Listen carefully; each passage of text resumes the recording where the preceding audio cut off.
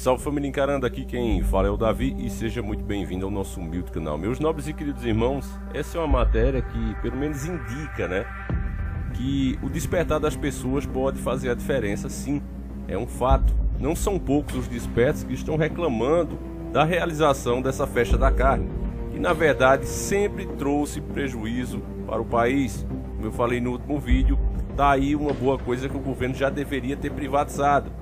Para que nós, Estado, pagarmos por essa festa?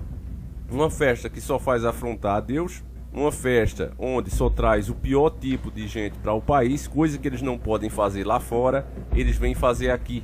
Até porque você vê, o próprio desfile da escola de samba, tem pessoas que dizem, é claro que a gente não pode provar, mas tem pessoas que dizem que aqueles ricaços que ficam ali no camarote, ele fica escolhendo aquelas meninas que estão ali nas principais, como rainha de bateria, que estão ali como destaque, entende? Pagam verdadeiras fortunas. Existiam inclusive lendas urbanas, claro que, mais uma vez deixar bem claro, nunca foi comprovado, era apenas boatos populares, mas dizia que um certo político americano, um ex-presidente, veio de lá apenas para ficar com duas meninas muito famosas. E aí mudava a lenda, uns diziam que era Carla Pérez, outros diziam que era a tiazinha e a feiticeira. Enfim, não nos interessa saber quem era a pessoa, mas não é difícil imaginar que isso de fato aconteça, Então a festa ela sempre serviu para isso. Não adianta vir dizer que não é bem assim, isso aí é para prestigiar a cultura. Não é e nunca foi e nunca será. A verdade é que o pessoal vem mesmo para conjunção carnal e isso. E a prova está, inclusive, nos dados dos próprios hospitais do Ministério da Saúde. O aumento das DST gigantesco, aumento das gravidez indesejadas, enfim, o problema é grande, meus irmãos. O problema é grande e todo mundo sabe disso. Além dos recursos que são desviados para isso, você vê os arrombamentos aumentam muito, as pessoas viajam para o litoral para curtir essas festas, Então o que acaba acontecendo? Deixa suas casas sozinhas, quando chega tá lá tudo arrombado. As delegacias, na maioria das cidades, ficam defasadas, Os policiais são todos destacados para essas cidades onde está acontecendo as maiores aglomerações. Enfim, a bagunça é grande, sempre foi, e tá aí uma festa que deveria ser privatizada. Se querem fazer essas homenagens que só traz maldição para o país, na nossa visão cristã, que façam. Afinal, o país é laico e todo mundo tem o direito à sua crença. Isso aqui para mim não passa disso. É os velhos costumes pagãos sendo feitos ali, disfarçados de cultura. Mas querem fazer, que façam, agora paguem por isso, Que as grandes empresas aí, como as cervejarias, Brahma, Skol e todas essas que realmente essas ganham muito dinheiro, que paguem por essa festa. É isso que eu penso e eu acredito que quase que 100% das pessoas aqui concordam. E aí, com as reclamações devido ao perigo iminente, claro, os avisos aí, países inclusive já bloqueando voos e etc., alguns lugares já começam a de fato cancelar o carnaval. Então você veja, meu irmão, a importância das pessoas estarem despertas. Essa matéria aqui é da Exame e diz o seguinte: Carnaval de 2022 é cancelado em cidades do interior de São Paulo, apenas no interior, infelizmente. Municípios no interior de São Paulo querem evitar aglomerações e não correr risco para não retroceder aos patamares de alta contaminação por sunga-monga. Mais de 60 cidades do interior do estado de São Paulo já cancelaram o Carnaval de 2022, que está previsto para acontecer entre os dias 19 de fevereiro e 6 de março. Mesmo com a maioria da população com um ciclo vacinal completo contra o sunga-monga, os municípios querem evitar aglomerações e não correr risco para não retroceder aos patamares de alta contaminação. Em França, o prefeito Alexandre Ferreira, do MDB, anunciou nesta segunda-feira, dia 22/11 de 2021, que não haverá eventos promovidos pela prefeitura no carnaval do ano que vem. Atravessamos a pior fase da pandemia neste ano. Todos nós sofremos muito, perdemos muitas pessoas. Depois de tanto sofrimento, tanta angústia, dor e esforço, não podemos mais correr risco, afirmou o prefeito, certo ele. Para justificar o cancelamento da festa em Cunha, a prefeitura afirma que, além da possibilidade de uma nova onda de contaminação, quer respeitar o luto de quem perdeu familiares pelo sunga-monga. O argumento é utilizado também pela prefeitura de Monteiro Lobato.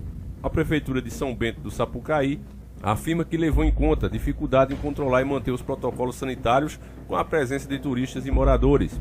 Em Santo Antônio do Pinhal, a prefeitura cancelou o evento mesmo estando há dias sem registrar casos do sunga-monga. Você vê aqui que a matéria está contra os prefeitos, que estão sendo de fato a favor do povo, estão sendo responsáveis. Você vê que a matéria, a mídia, ela quer isso.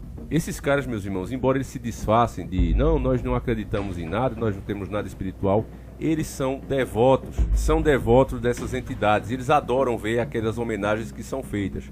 Além disso, dessa parte espiritual, eles inclusive criaram aquele ditado que diz: as coisas só acontecem depois do carnaval, ou seja, eles fazem as oferendas aos seus deuses e aí acreditam que a partir dali, como era feito antigamente, as coisas começam a acontecer. Então eles estão doidos para fazer isso, né? Eles são a favor que fechem igrejas, por exemplo. Mas o carnaval não tem perigo, o perigo é só na igreja, né? Para vocês terem ideia, o governador daqui de Pernambuco, que é uma desgraça, tal do Paulo Câmara, ele exige das igrejas aqui, que tem pelo menos 300 pessoas em seu culto, o cartão da medicação. Aquele cartãozinho que a gente fala tanto, entendeu? Para provar que você tomou. Ele exige isso aí, senão não pode ter. Agora, será que no carnaval vão fazer a mesma coisa? Mas, poxa, é óbvio que não. Desde o começo desse mal terrível sempre foi assim. Olha, em grandes lojas, em shopping centers não tem problema, tem no comércio local. Nós mostramos grandes empresários nacionais falando justamente isso. Olha, por que é que minha loja não pode vender e essa loja aqui, que é uma multinacional, pode? Por que é que só tem perigo na minha? E as prefeituras nem aí, multando, fechando estabelecimento e prendendo o cidadão. Ainda com cobertura ao vivo da Globo. A gente mostrou isso aqui. Então estão fazendo a mesma coisa de novo, meus irmãos. 300 pessoas em uma igreja é perigo. 10, 15 pessoas em um estabelecimento comercial é considerada aglomeração. Mais 1 milhão de pessoas aglomeradas ali do mundo todo não é. Então veja só a incoerência dos nossos líderes. O carnaval a gente terá uma próxima oportunidade, quem sabe mais à frente, no segundo semestre, se tudo correr bem. Assim como outras cidades também colocaram essa situação. Poderemos fazer um carnaval fora de época, disse o prefeito Anderson José Medonça, o Parrão, do PSDB, a Rádio Pinhal FM. Então você veja como é importante para esses caras realizar. Passou da época não, mas a gente faz, entendeu? O importante é que seja feita a homenagem. Apesar das decisões, a Prefeitura de São Paulo ainda não definiu o futuro do Carnaval da Rua. Segundo o prefeito da capital, Ricardo Nunes, a aprovação depende dos órgãos de saúde que avaliam o cenário epidemiológico do Sunga-Monga. No último dia 5, a Prefeitura informou que recebeu 867 inscrições de blocos para o desfile de rua entre os dias 19 de fevereiro e 6 de março. O número de pessoas já imunizadas com pelo menos uma dose no Brasil chegou nesta segunda-feira, dia 22/11 de 2021, a 158.049.247, o equivalente a 74,9% da população total, de acordo com dados reunidos pelo consórcio de veículos de imprensa junto às secretarias de saúde de 26 estados e Distrito Federal. Entre os mais de 158 milhões de imunizados, 129,7 milhões receberam a segunda dose, o que representa 60,8% da população, com a imunização completa contra o Sunga-Monga. Nas últimas 24 horas, 575.013 pessoas receberam essa dose de reforço, somando a primeira e a segunda dose aplicada. Além da terceira do reforço, 294.031, o Brasil administrou 1.039.841 doses nesta segunda-feira.